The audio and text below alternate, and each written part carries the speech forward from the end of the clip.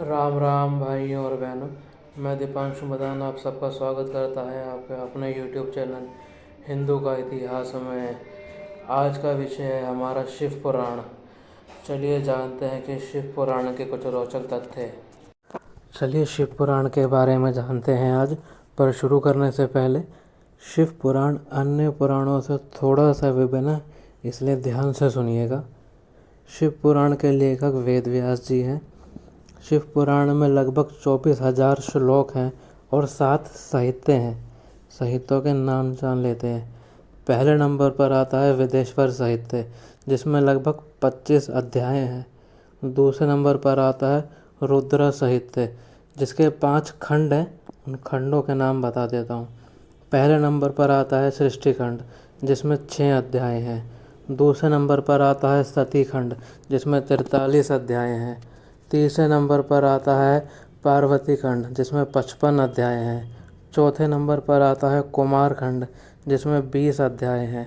पाँचवें नंबर पर आता है युद्ध खंड, जिसमें 52 अध्याय हैं। अब वापस साहित्य पे आते हैं। तीसरे नंबर पर आता है शतरुद्र साहित्य, जिसमें 42 अध्याय हैं। चौथे नंबर पर आता है कोटि रुद्र साहित्य, जिसमें 41 अध्याय हैं। पाँचवें नंबर पर आता है उमा साहित्य। इसमें अध्याय नहीं है, इसमें आपको देवी पार्वती की लीलाओं का वर्णन मिलेगा। छठे नंबर पर आता है कैलाश साहित्य, जिसमें 23 अध्याय हैं। सातवें नंबर पर आता है वायु साहित्य। इसमें 112 अध्याय हैं, जो 2 भागों में विभाजित है। पहला पूर्व और दूसरा उत्तरार्ध। ये 2 वायु साहित्य के भाग हो गए। अब जान लेते हैं शिव पुराण में और क्या क्या है। शिव जी की महिमा के साथ साथ भोग कौन सा और कैसे लगाया जाता है, मोक्ष की प्राप्ति कैसे होगी, पाप मुक्त मनुष्य कैसे हो सकता है, शिवलिंग की पूजा किस प्रकार करनी चाहिए, मंत्रों का जाप किस प्रकार होना चाहिए। शिव पुराण पढ़ के आप मोह का त्याग कर देंगे, निष्काम भाव से कर्म करना शुरू कर देंगे। कहने का तात्पर्य यह है कि पूर्ण रूप से एक अच्छे मनुष्य बन जाएंगे, सही मार्ग अपना लेंगे। आपका मन और मस्तिष्क दोनों ही साफ हो जाएंगे। अपने आप ही आप धर्म पे मार्ग पर चलना सीख जाएंगे। इसके साथ साथ सावन का महत्व भी इसमें दर्शाया गया है और थोड़ा कलयुग का सच भी इसमें आपको मिल जाएगा। और शिव पुराण में आपको शिव जी के 19 अवतारों के नाम भी मिल जाएंगे। चलिए आपको नाम बता देते हैं। कपाली, पिंगल, भीम, विरूपक्ष, विलोहित, शासत, अजपत, अपीर बुद्ध, शंभु, चंद और भव। ये शिव जी के 11 रुद्र अवतार हैं। और अन्य 5 नाम बताता हूँ। वीरभद्र, भैरव, नंदी, अश्वत्थामा, ऋषि दुर्वासा, हनुमान जी और पीपलाद और साथ साथ शरभ। ये सब भगवान शिव के ही अवतार हैं। ये तो हो गए आपके शिव जी के 19 अवतारों के नाम। अब आपको ये भी बता देता हूँ कि कौन सा अवतार क्यों लिया गया था। कपाली अवतार से शुरू करते हैं। कपाली अवतार भगवान शिव ने ब्रह्मा जी के 5वें सर का घमंड तोड़ने के लिए लिया था। उसके बाद आता है पिंगल अवतार यानी पिनाकी। ये अवतार भगवान शिव ने इंद्रदेव का अहंकार नष्ट करने के लिए लिया था। तीसरे नंबर पर है आपका भीम अवतार। ये अवतार भगवान शिव ने त्रिपुरासुर जैसे दैत्य का संहार करने के लिए लिया था। चौथे नंबर पर आता है विरूपाक्ष अवतार। ये अवतार भगवान शिव का एक रौद्र अवतार था, 3 नेत्रों वाला, खुली जटाओं वाला। जब कोई भी दैत्यों का संहार नहीं कर पा रहा था, तब भगवान शिव ने यह रूप धारण करा था और अपने तीसरे नेत्र से राक्षसों को जलाकर राख कर दिया था। 5वें नंबर पर आता है विलोहित अवतार। ये अवतार भगवान शिव ने अंधकासुर पुत्र जो हिरण्याक्ष का पुत्र था उसका वध करने हेतु लिया था। छठे नंबर पर आता है शासत अवतार।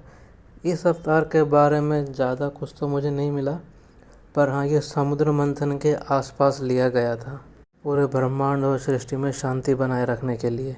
सातवें नंबर पर आता है अजवत अवतार। यह अवतार भगवान शिव के अद्वैत और निर्विकार स्वरूप को दर्शाता है। आठवें नंबर पर आता है आप्य बुद्ध अवतार।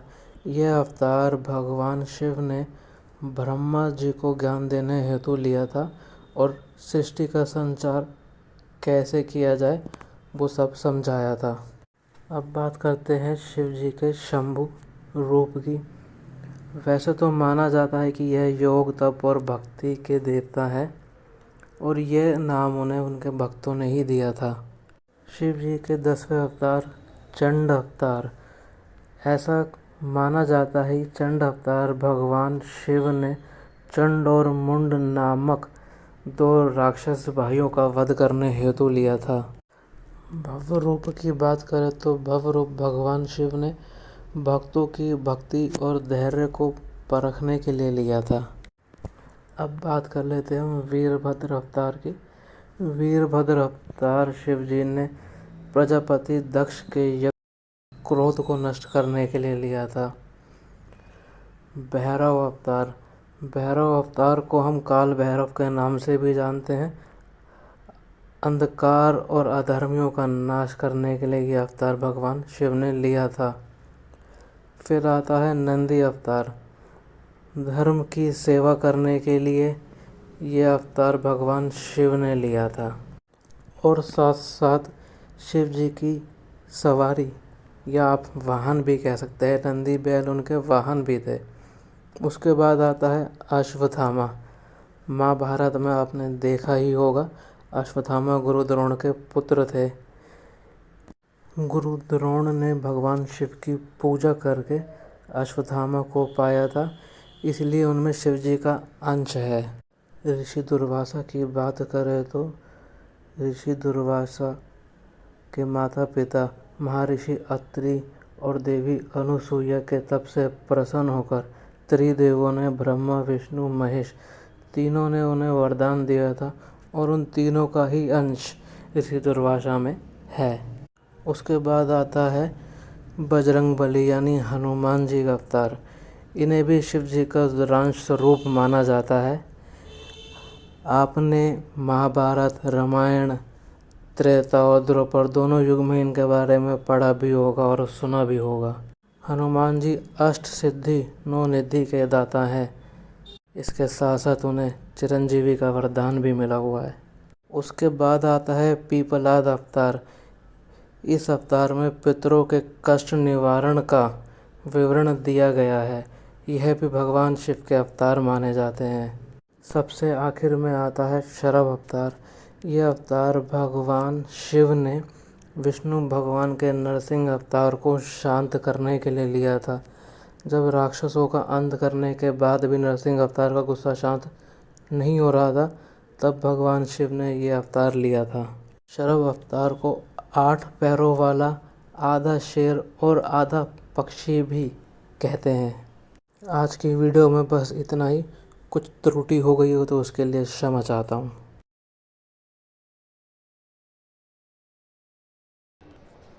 तो कैसी लगी आप सबको ये वीडियो? अच्छी लगी हो तो कमेंट में ज़रूर बताना, और कुछ रह गया हो तो उसे भी कमेंट में ज़रूर बताना। लाइक शेयर और सब्सक्राइब करना मत भूलना, अपना प्यार देना मत भूलना। जय श्री राम।